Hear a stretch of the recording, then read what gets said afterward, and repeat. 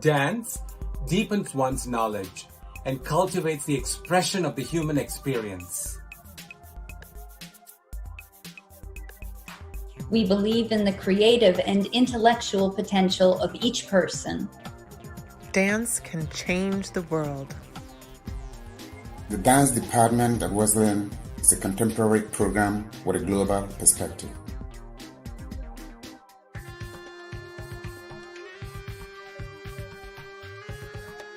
The curriculum focuses on the creative act, imagining, making, and doing.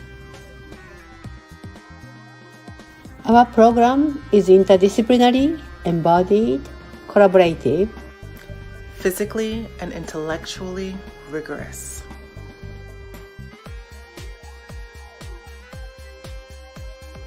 And fosters personal and social transformation. During this time of extreme health circumstances, the dance department, faculty and staff are creatively working in various modalities. From safely and cautiously holding in-person classes to fully remote online learning. We are finding ways to uplift and engage our diverse and global community through the power of embodied practices.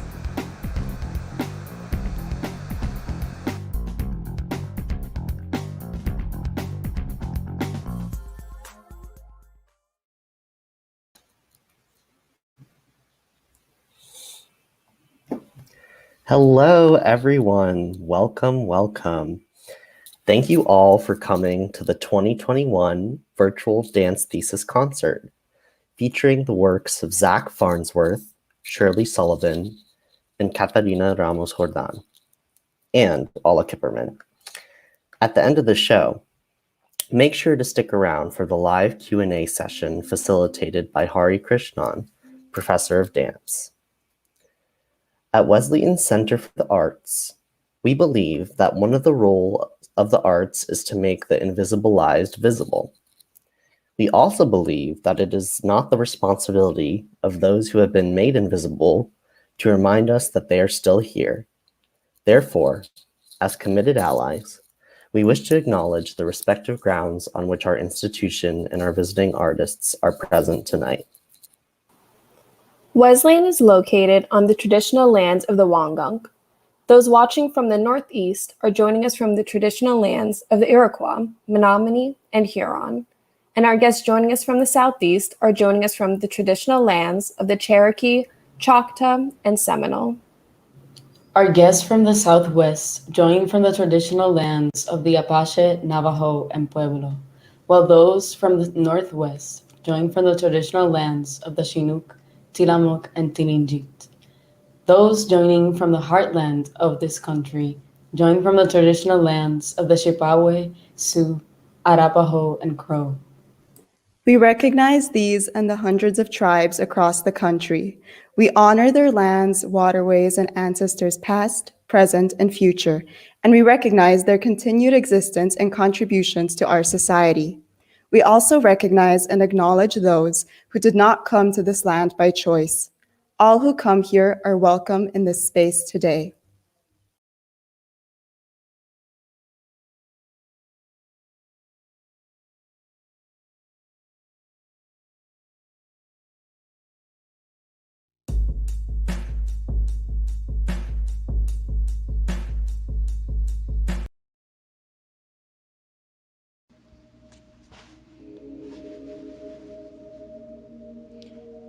There are lots of different kinds of creatures that help turn dead things into nutrients for the living. Fungi, bacteria, nematodes, earthworms. Billions of creatures living and dying together, working to keep the cycle of nutrients flowing and the world alive. This is a story about compost. This is a story about a thesis project done during a pandemic, about designing a community center, about dancing and meditating in the margins and crevices, about reading many books, writing many notes, taking many workshops, talking with many different people, drawing sketches, building virtual landscapes. This is a story about a vision for the future, about the start to this imagining. This is a story about my vision of community.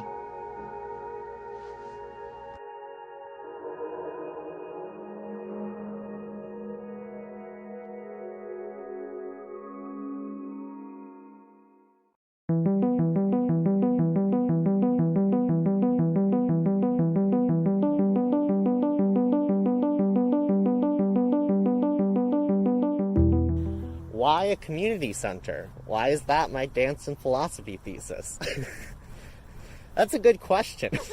It's a very interdisciplinary thesis, but more than that, this all kind of started because of the pandemic. When I was deciding about whether I was going to go back to school or not, I was talking with a professor, and they were saying, I was like, I just want to be able to make art with people and be physically close to people, not have to worry, to do some kind of quarantine and just like make art with people. And my professor was like, why don't you do it? And I was like, oh. So I was like, I want to grow food, and I want to like meditate and do things and have other people do their art and whatever. And my professor was like, you can go buy like a piece of land somewhere or rent a place somewhere and do that with people. And that was mind-shattering for me, mind-blowing, that I could kind of deviate from this certain path. I tried asking around and it didn't work. But then I was thinking, well, how can I make this idea accessible? Like, how do I make this something that everyone could experience, or as many people as possible? And who would I do that with? How would I go about doing that? And then the idea of the community center formed.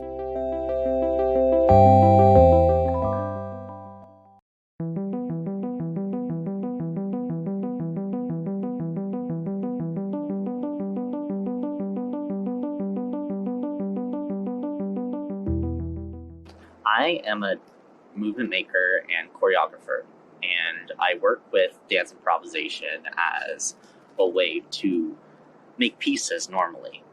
But I also use dance improvisation, as a way to explore my perception of the world and to explore these sensations, sensorial information, and doing this with others as a form of play and discovery. So when the pandemic started, and that kind of interaction wasn't possible anymore. So with the solo practice, it was about making what I was researching into a real life actionable form. And through this routine, I also wanted to be able to synthesize the material in a way that would demonstrate for others how all these different themes are connected. And this material also ended up getting developed into lesson plans and classes, etc., for what eventually I want to have taught in the community center.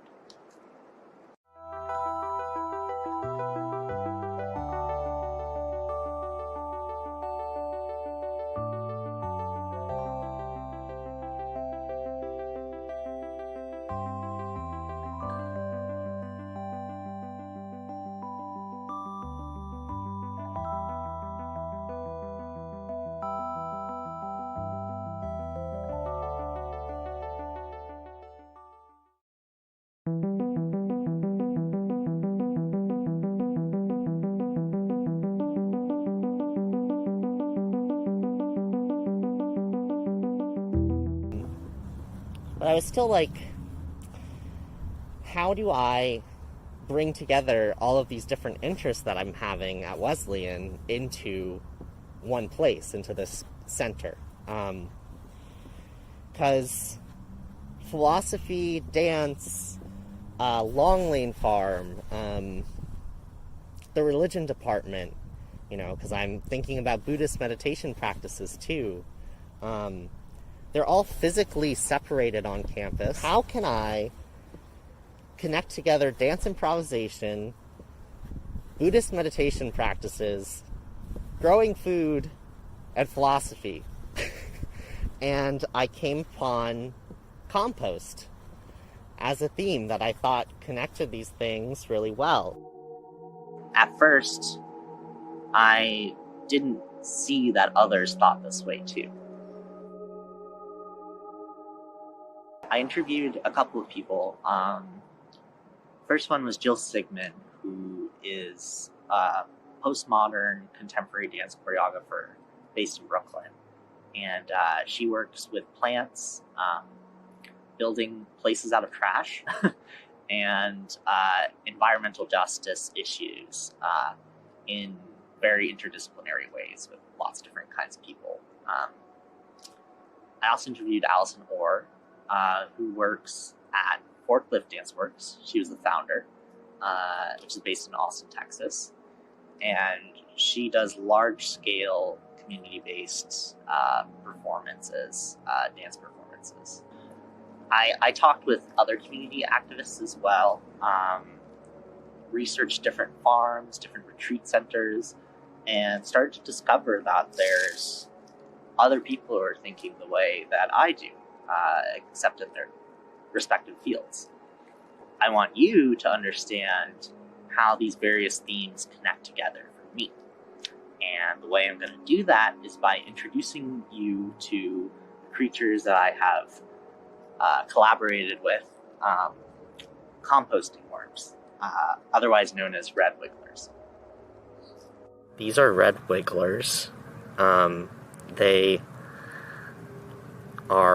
They can eat half their body weight in vegetable compost or in food scraps each day in the right conditions. You can see this little part right here means that they're pregnant or that they're sexually mature, either one. And they breed pretty fast, so you can basically get a whole bunch of them, enough to deal with your vegetable scraps. They're really good for urban settings because you can kind of keep them in a box basically with some air holes, and they're good to do their job. I've learned so much from thinking about what goes into the compost and how these worms live and what they need in order to make this stuff, like these leaves and whatever, into stuff you could put in to fertilize your garden, your peppers, your tomatoes.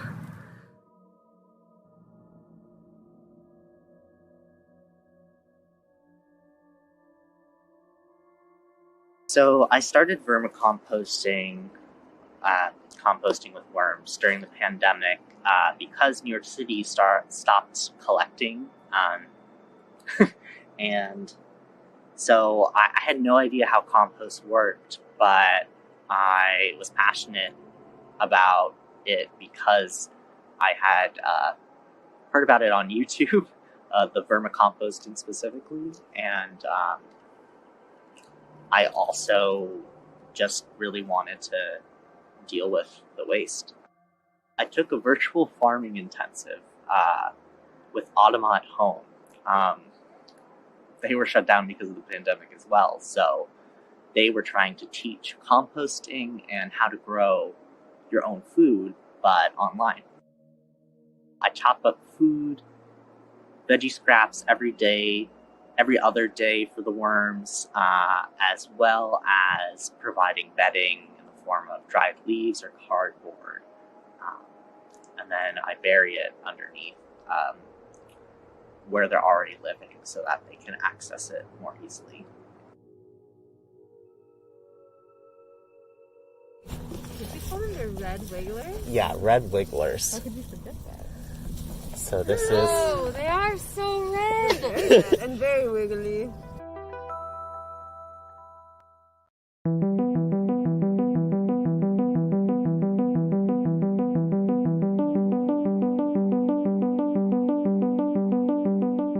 Compost then translates into the moving body.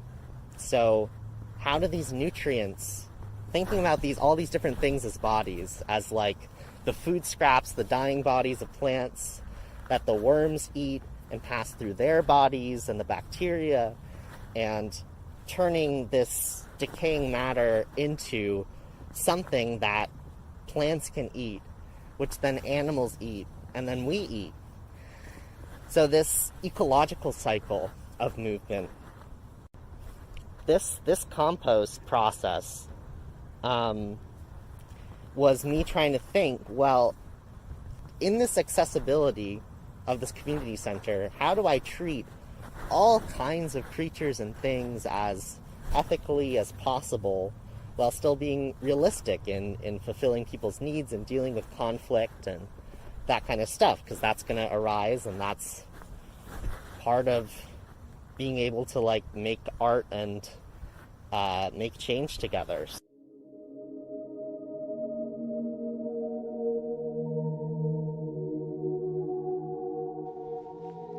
This is a presentation and demonstration that I did describing my thesis process to other students at Wesleyan. This was done both in person and separately over Zoom.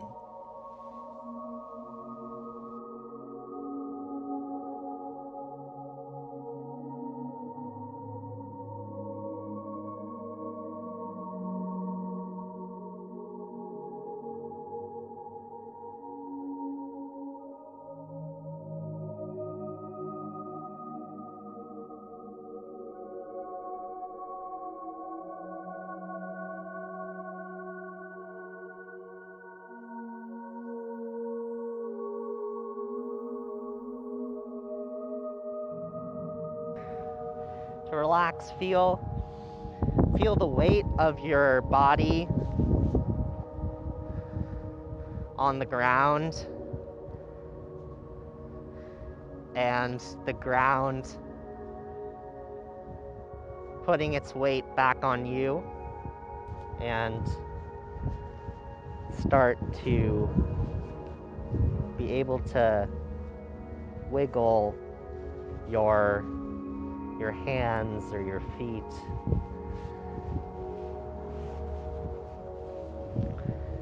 Bringing some movement into your body and seeing how that begins to shift your perception.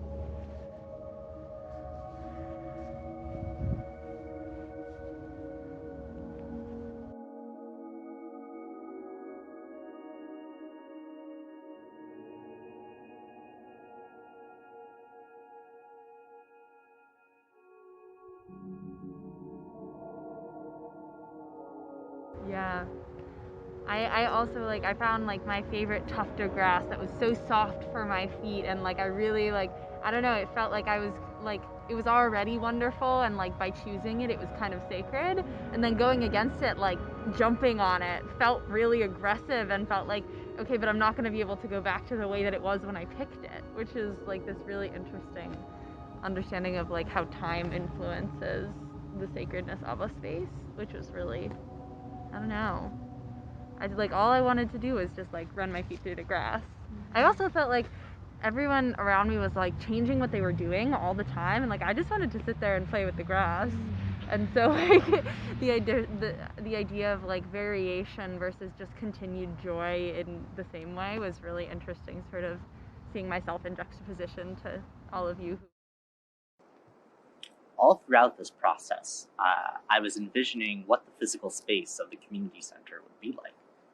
So I started building a 3D version of that in this video game called Minecraft, which provided a great opportunity to easily create whatever structures I wanted in an accessible way. And so that elevators would be there, doors were easy to get through, there'd be space for wheelchairs in different places. And I also wanted to build somewhere where food was free, food was grown in gardens that people could come and harvest from, and where people could come and learn about dance or meditation, take classes for free, or give classes to the community for free in exchange for being able to stay there or have rehearsal space there. This visioning is a completely, my dream. This model is a dream. So I would obviously try and adapt to wherever would end up working to get this thing off the ground. I wanted to include a library where you could lie down on the floor and study if you wanted, or different kinds of study spaces throughout it, as well as books for people to just take out and donate. I also want to have sleeping spaces so that a full retreat could happen. There's a therapy area where you can get therapy, have a quiet space to just think and be in the dance studio, of course, and having the center integrate with the rest of the landscape. So whatever farming or agricultural stuff is done, it would be more in a permaculture style.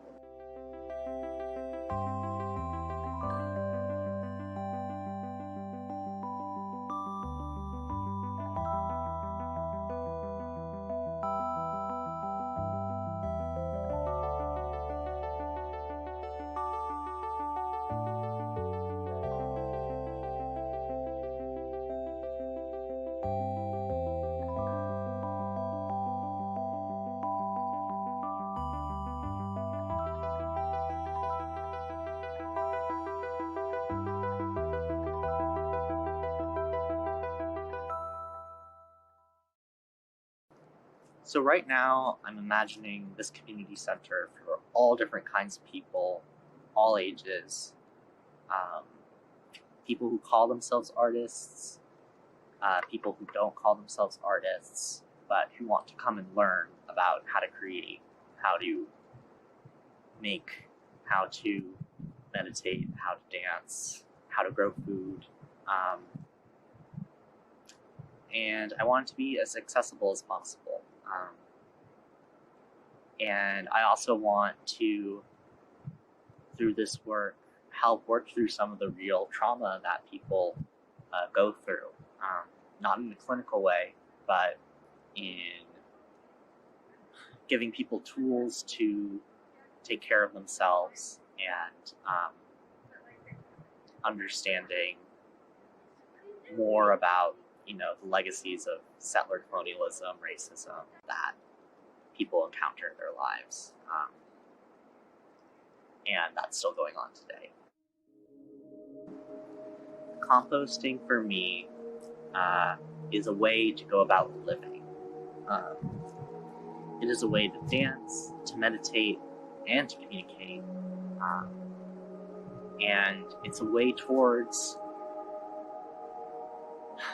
a better future, envisioning a future that is freer, liberated, loving, and realistic.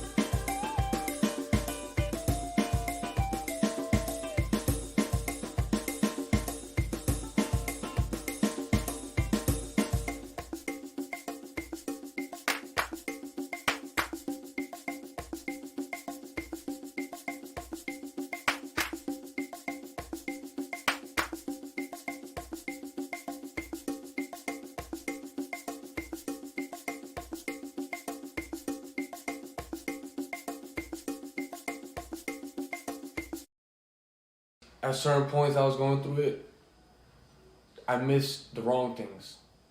I missed the cars, I missed the hanging out, I missed going to the street races, I missed my friends, I missed going to clubs, VIP.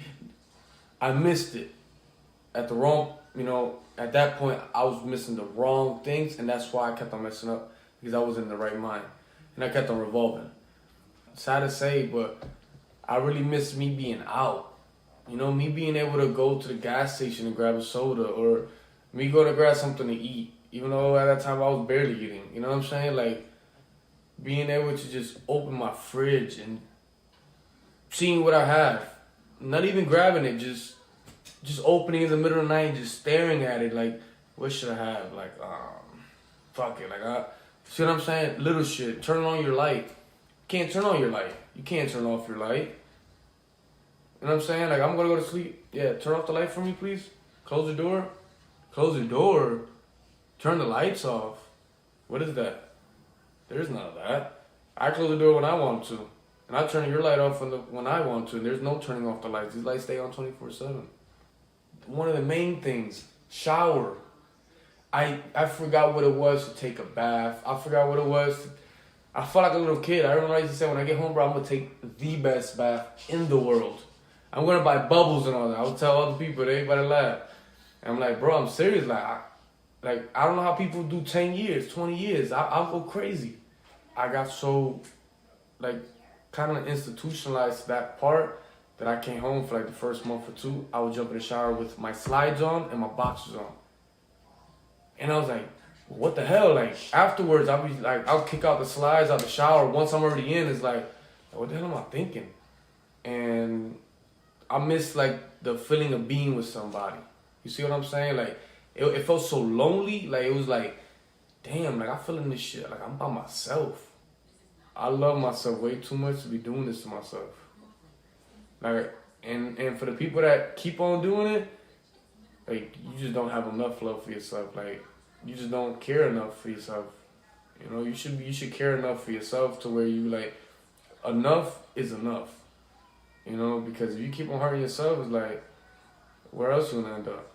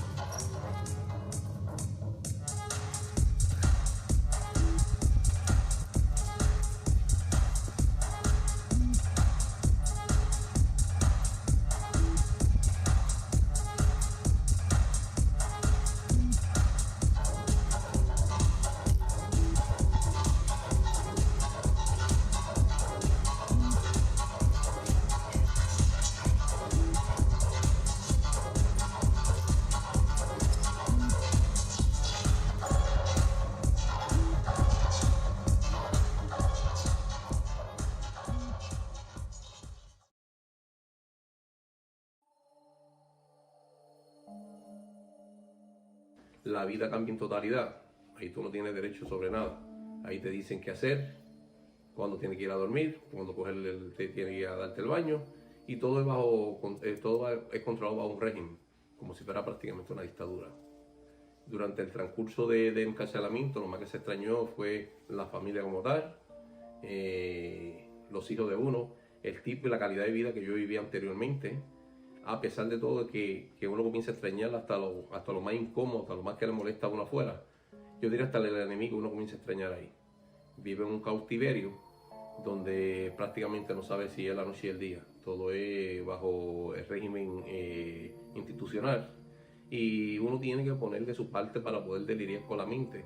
Porque si no, llega un momento dado donde el sistema busca la manera de hacerte sentir inferior y tu autoestima la pierde en totalidad. De ahí en adelante no puedo decirle que sí, la vida ha sido fácil durante el transcurso del encarcelamiento, porque no lo es.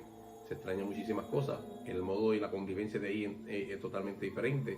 Ya tienen que convivir con personas indeseadas, con personas que verdaderamente no llegan ni tan siquiera se asemejan a tus criterios. Y yo diría de que sí, en la vida uno cambia en totalidad. Lo único que he aprendido y aprendí de esa situación negativa que viví, es que la vida continúa y que no importa los obstáculos que te presente la vida, tú vas a buscar la manera de sobrevivir y sobrepasar esos obstáculos. Porque al final del camino, pues, está la luz donde alumbra, y aquel que lucha y persevera, pues logra el triunfo al final.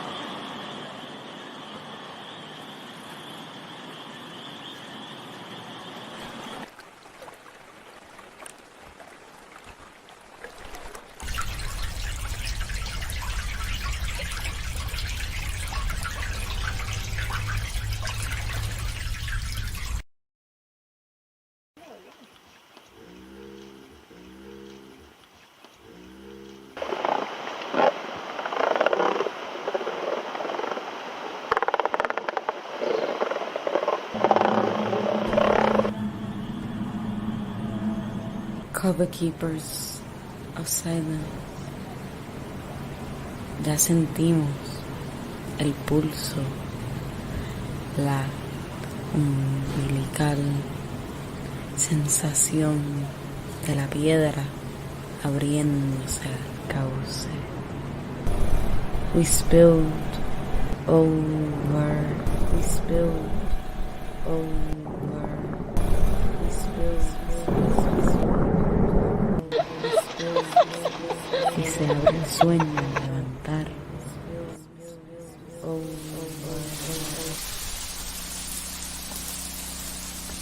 Y se abre el sueño al levantar. Y se abre el sueño al levantar.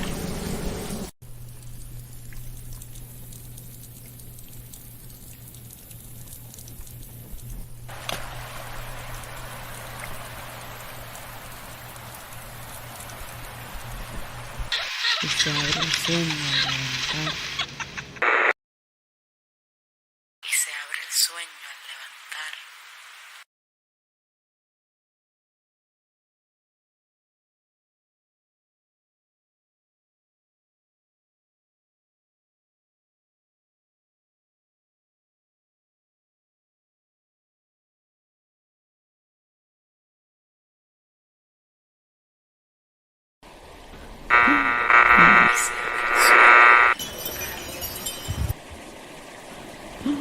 Escuchando su trance, tu trance.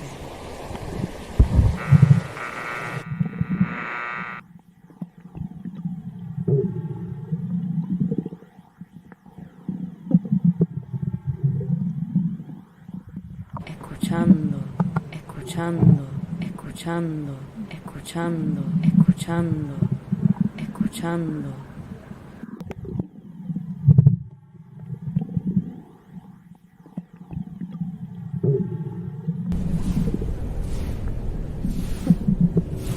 Susurrando, laberintos, laberintos.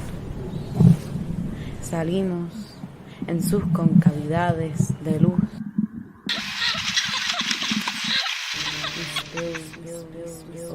Salimos escuchando, escuchando en sus concavidades de luz para convertirnos en piedra.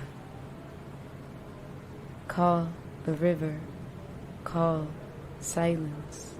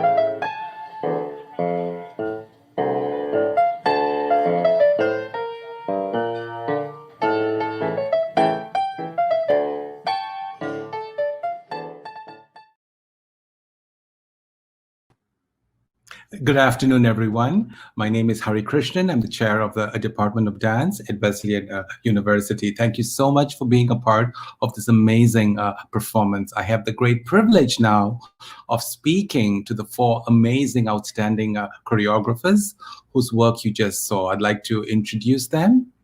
Zach Farnsworth, Alla Kiperman, Katerina Ramos-Jordán, Shirley Sullivan. Yay, yay, yay, yay. I am expressing the amazing adulations and love you're seeing on YouTube. So I'm representing that with yay and thank you and congratulations. What amazing work. I have a question about the overarching title of this mixed bill. And I'm just wondering if I could use that as my starting point to ask an initial question. Undoing to become, for me, speaks to ideas about dismantling and transformation.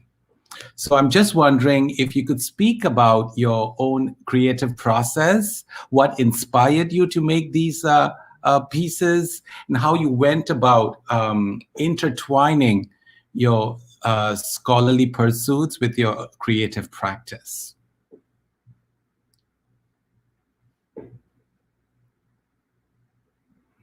Anybody can go.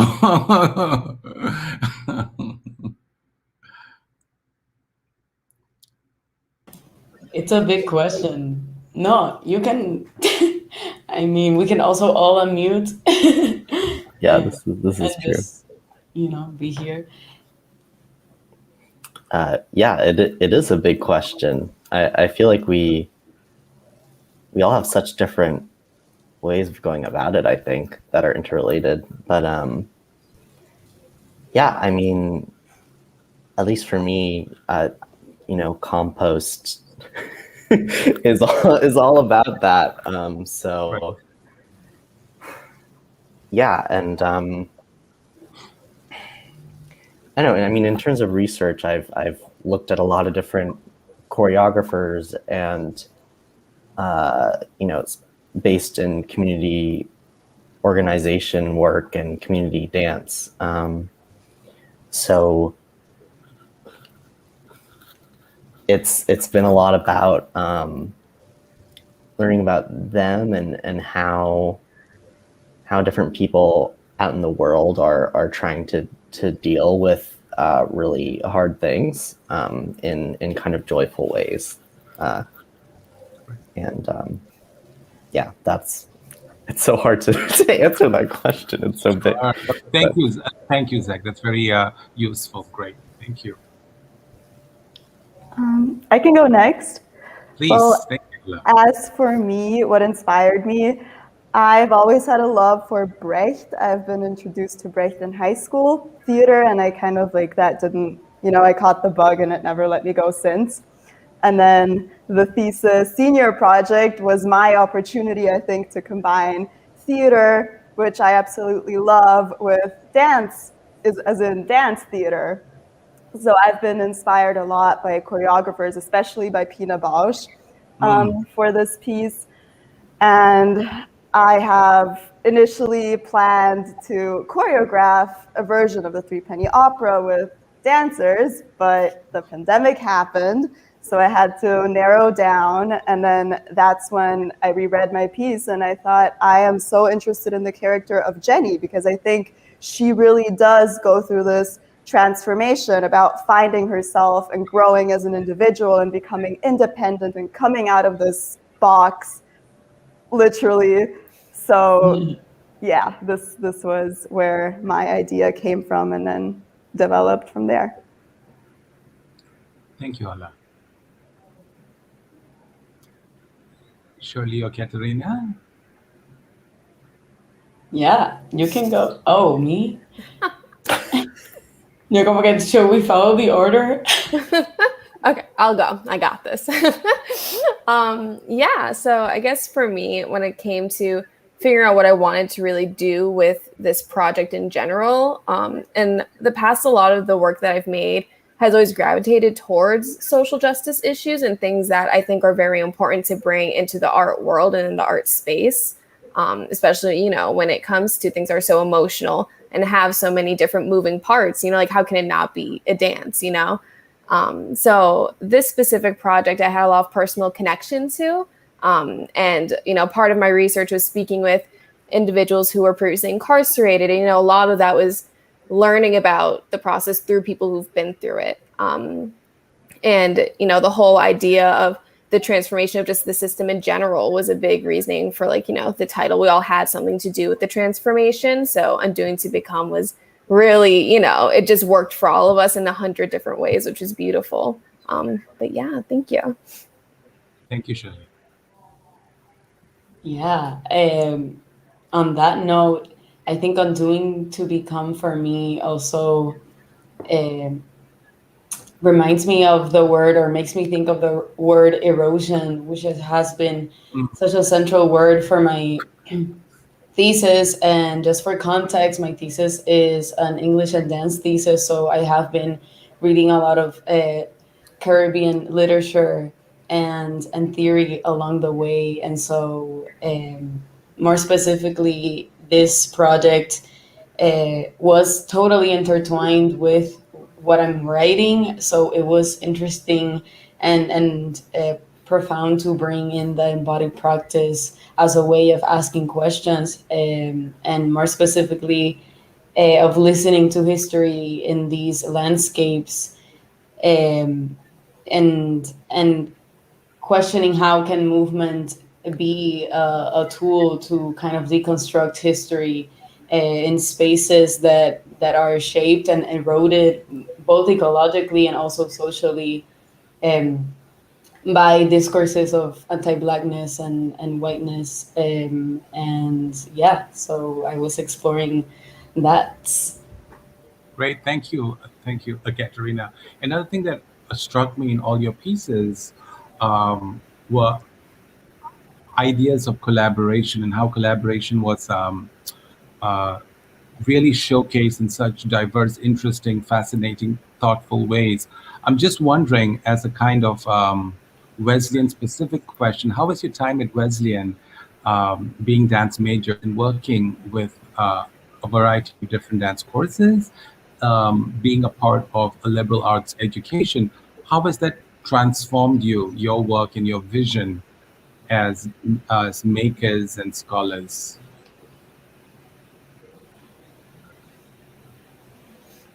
I mean, I can hop in. I think I might have an idea here. But yeah, I know being at Wesleyan, that's where I first even got introduced to dance in general, but also it's where I got introduced to dance as a form of activism. So I think for me, that's really Wesleyan was a huge influence on why I do the work that I do and why I feel these are the topics I want to tackle when I do make work, especially with this type of piece. I feel as though with all the different variety of courses as well, it's kind of trained my brain to be very adaptive to circumstances, which was very key for the pandemic time, very important. And even though none of us were obviously prepared for this kind of thing, I think that being at Wesleyan, having all these different resources and having the ability to be able to adapt is something that I definitely learned through the college experience here, and especially at the department. Yeah. Thank you, Shirley. Yeah, I mean, just the flexibility and improvisation that all the different professors and fellow dance makers have brought to this really hard situation of having to make in different forms of isolation. It helped the communication and kind of already care that was already present from different professors and classmates really enabled me to expand my notion beyond making. I was really excited to make a dance piece initially, in my junior year or something, and the pandemic and the being in community with everyone allowed me to, with all this privilege of the support, allowed me to let go of things I didn't need and kind of make this really wild idea come about that I didn't ever imagine myself doing before or investing in. So, yeah. Great. Thank you, Zach. Alla or Katerina, any other insight? I can hop in. Thank you. So my time at Wesleyan was rather short, unfortunately. I transferred here in my junior year, and now I'm a senior, and then the pandemic happened in between. So I've been on campus shorter than I've been on campus, I just realized. But nevertheless, this dance major and being in the dance department with these professors and with these people and students has just changed everything for me. Like the way that I see dance, theater, that it's so much more than just performance or achieving like a certain non-existent state of perfection, which is not the goal ever anyway, but it's about the process and the transformation, and that it's just, so much more, and gives us so many opportunities to express ourselves, to tell stories through a variety of different mediums, that so many different things can be dance. So thank you, everyone, for being part of my journey, and I'm really looking forward to staying in touch and still keeping this community post-West. Yes. Thank you. I echo that. I also transferred to Wesleyan, and also have been studying remotely like Alla. And the word that came to mind while I heard heard all of you speak was integration, and how the dance department at Wesleyan has helped me integrate not only my different interests, but thinking of how I ask questions as always transforming and transforming through the body, which is, our everything. And I think I never forget what drove me to become a dance major at Wesleyan was actually, I had to thank Shirley for this. And you were a huge stepping stone, because you invited me to be part of the community cast for Contratiempo in January of 2019. And that really changed everything for me, because goosebumps, because I was like,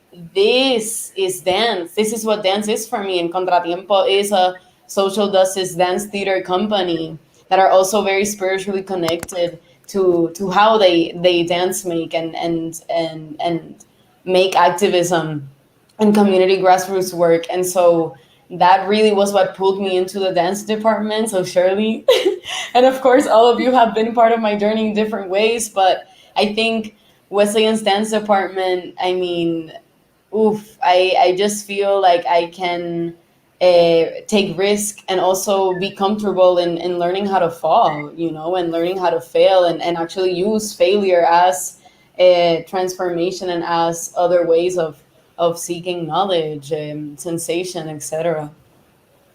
Thank you so much, Katerina. I have some questions from our viewers for each of you in terms of your respective choreography.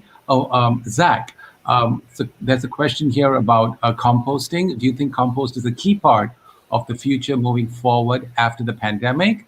And something about, there is interest in terms of your discourse on accessibility towards disabled folks. If you want to just talk a little bit about that. Thank you. Yeah, for sure.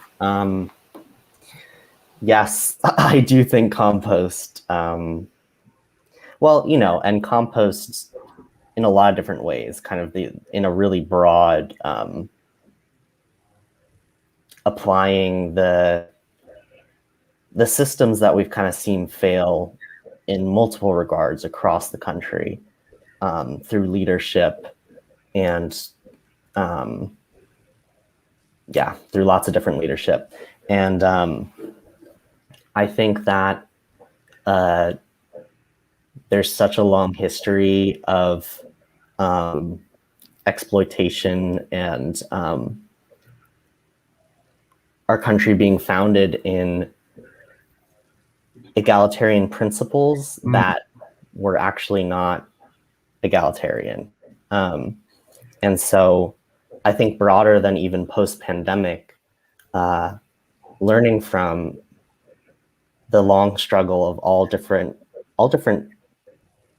kinds of people in society, and kind of taking, you know, that rich history of these different layers of resilience and community that have sustained people through really hard times.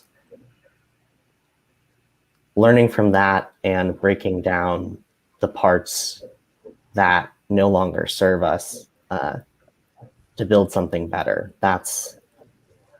So yes, so I think compost is a way forwards, and kind of rethinking how we care about each other. In terms of accessibility in general, I'm learning so much right now, and I think accessibility goes even beyond thinking about ableism, and goes into how do I want to create spaces and I'm in. I've learned from Joya Powell and many different professors at Wesleyan, but like, how do I walk into a space and instantly feel at ease and have lots of different people instantly feel at ease? So, and there's no universal way to do that because everyone's different. So really paying attention and listening and creating, you know, talking to as many different people as possible. And when encountering people, really asking, so like, what do you need? And how can I help get what you need? So yeah, so there's so much to learn, especially about ableism for me, not coming from that background.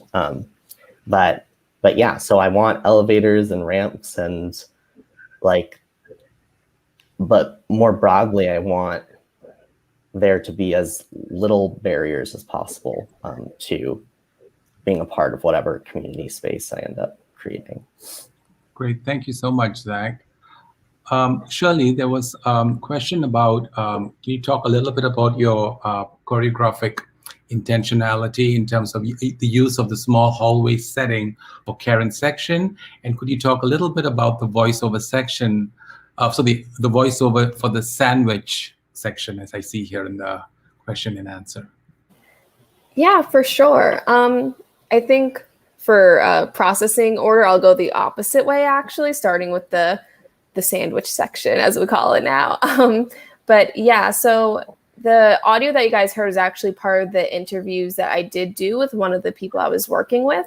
So that's what you heard was, you know, different snippets cut together to tell a narrative. You know, we had an interview that was maybe like total maybe 45 to an hour worth of like audio, and how can you condense all of that story into like a minute or two? You know, that was like definitely a very hard thing to do, but my goal with that was to at least have it be so you guys understand the emotions and the story, and you know, like what he was feeling when he was on the inside, you know, and what that can do to a person.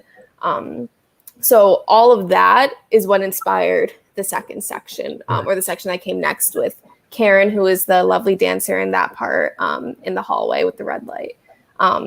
Pretty much that the choice for the location there was definitely, I'd actually seen Karen performing in a space like that, very different lighting, but like the exact same space previously. And since then, I could not forget about that scene when it came to planning this project. It was the first thing I wrote down in my journal was right there, I want it.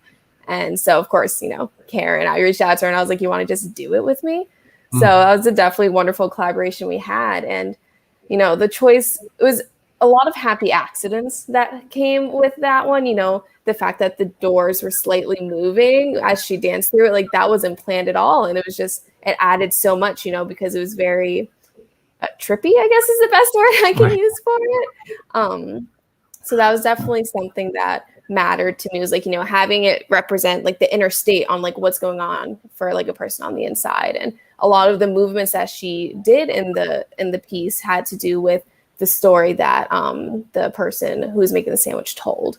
A lot of those movements were derived from, the different scenes and different little scenarios that he told about it. And so I wanted to have that at least be represented, if not through his actual words, then in the movement that she was doing. Yeah. Great. Thanks for asking. Thank you, Shirley. Thank you so much. Katerina, there was a question about the inspiration for focusing on the waterways. And then could you share some insights about your editing process? Ooh, above the waterways. I mean, whoever asked that question, email me. Let's talk. No, let's grab a coffee. No, but I think this video is personally connected to my return to Puerto Rico after first leaving in the fall of 2017 after Hurricane Maria. And so I think the image of the waterway starts with the water of the belly of what the belly symbolizes, which is the placenta in many ways, but also water is I'm a Pisces, I'm a water sign. Water is so much, but water has a very spiritual meaning for me.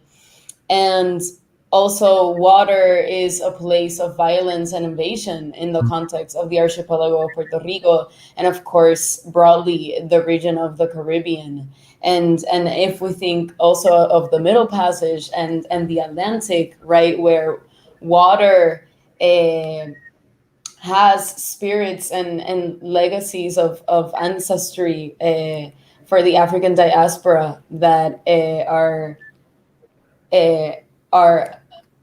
so fundamental to the Caribbean space and or whatever geography means, right? Because that is hold to question. But yes,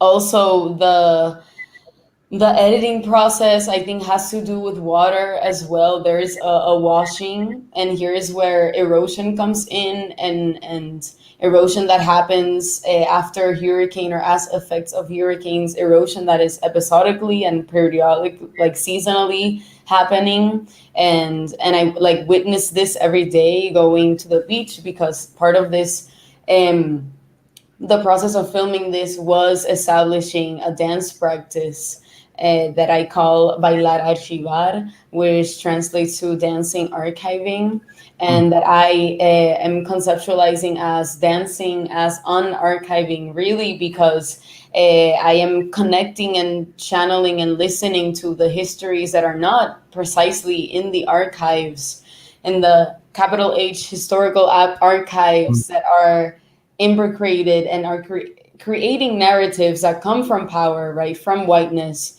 and then how space, and especially ecological space, we see history eroded in stories, and specifically in the sites where I dance, and especially in the beach of Ocean Park, previously in the space of La Ciénaga Machucal, which is a mangrove patch, was a space of predominantly Black communities and people of color in Puerto Rico that were later displaced by now and touristocracy and the white elite, or predominantly white elite in Puerto Rico. And so all of those complexities are at play, and I guess that doesn't answer the question of editing, but the editing is, I think I was thinking through all of this theoretical background as I was editing, and also editing as a process of kind of ritualistic process of really tuning into what the images were telling me, not what I wanted to impose in the images. Similar to how I dance in landscapes, I wasn't looking for an aesthetic precisely. I was trying to let the space and the textures and the sounds inform how I moved and propel me to move. Yes, and trying to displace my indulgence, perhaps, if I can call it that for now. Great, thank you very much, Katerina. And Alla, there is a kind of an overarching interest in your use of storytelling, building narrative, creating a kind of emotional, rich, complex emotional landscape through your performance. And a specific question was, what was your psychological process for getting into the character of Jenny? Great question. So it was a process, as the question in itself states. It was not easy. There was a lot of acting work that went into it as well. So like character building work, I used Utahagen questions to build the character. And that was something that was very, very important to me, to really make Jenny a three-dimensional character, to not, imitate a version of Jenny or imitate a Jenny that I've seen done in the Threepenny Opera or in like the film version of the Threepenny Opera, but really to create my own version of Jenny as a full dimensional, living, breathing character. So that, was a lot of questions like, what do I want? What do I do to get what I want? Like, what is in my way? Why am I here? And that was a lot of like also improvisational work in the space in terms of movement. And then, it was really important for me to have this character in my story, because this arc, I really wanted to show that there's a lot of strength in showing fragility. So I wanted to show different sides of Jenny, like Jenny in the spotlight, Jenny and Mac, and then Naya Jenny as a new Jenny. So that was like, I guess, my attempt to show the three-dimensionality and the different sides as fully as I could. Great, thank you. Circumstances. Thank you very much, Alla. So it's a kind of final overarching question, especially with current students, Wesleyan current students who may be a part of this performance and watching it with all of you. I'd like for you to just have kind of a visceral response in terms of the benefits of a dance education, and those students who are considering a possible double major or even a triple major. The benefits of, because if anything the pandemic has taught us, right front and center there is the body in peril, but the body also can be amazingly transformative. So I'm just wondering, and hopeful and disastrous and magical and wonderful and awe-inspiring. So if you could just talk a little bit about, in terms of your own experiences and your own advice for students who may be considering dance as a possibility in terms to partner their liberal arts education at Wesleyan.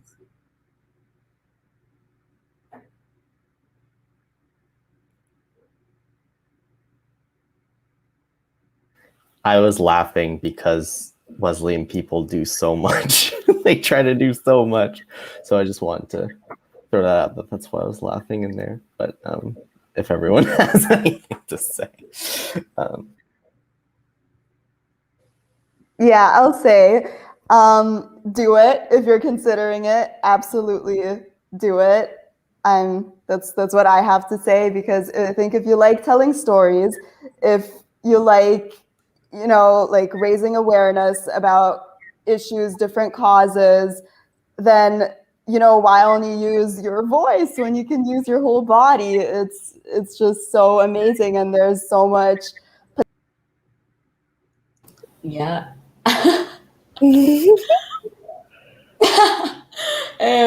Yeah, do it. Also, I think dance complements whatever other major you have. If you have another major, the way dance can be a tool to integrate different forms and ways of questioning, of knowledge making, of tuning into oneself and questioning oneself, whatever, and develop an introspection, I think, is crucial. And in this time in history, introspection is key, or for me, to continue to question one's positionality, and also to reflect, to listen to oneself more, which is ultimately, one has to be loyal to oneself. And so that's my 2 cents. Great. Thank you, Katerina. It's funny, me and you are always like right on the same time. Yeah. But I guess I'd kind of, to throw in like my own like little piece of like advice more, because I feel like I agree with like everything that's been said, couldn't have said it better myself. But in terms of advice, I feel like involving, like if you're already in the community, like involve as many people as you can, because I had no idea that I helped Katerina choose to do this. So like, that was one of those things where, I just reached out to her, and now look at where she is. So making sure to like involve as many people as possible, especially now in the time of the pandemic. It's crazy how like much of that social aspect of things we've really just like gotten, taken away from us, whether we wanted to or not. And so I think definitely cherishing that moving forward, working with others, the collaboration, and like involving as many people from as many different places and backgrounds as possible is just always a great thing to do, especially in, this community here. You never know what you're going to find. You never know. And I'm so much more confident as a person in general because of the dance department and the real sense of like you being scared to improvise or to make a work or to just get into a dance class in the first place is matched with professors being like, yeah, me too. Like, and I,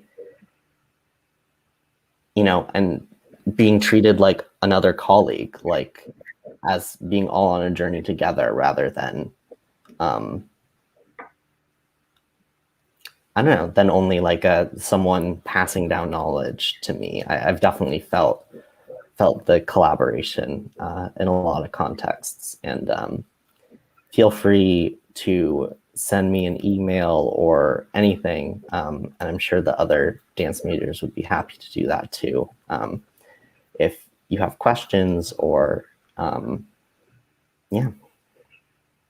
Thank you, Zach. It also makes me think about your title and what if I flipped it in terms of what if it's a call to action, becoming to do, because all of you have offered us a roadmap to be resilient, transformative, political, artistic, and human. And I want to thank each of you for generously sharing your process, your choreography, your vision and roadmap for a much better world.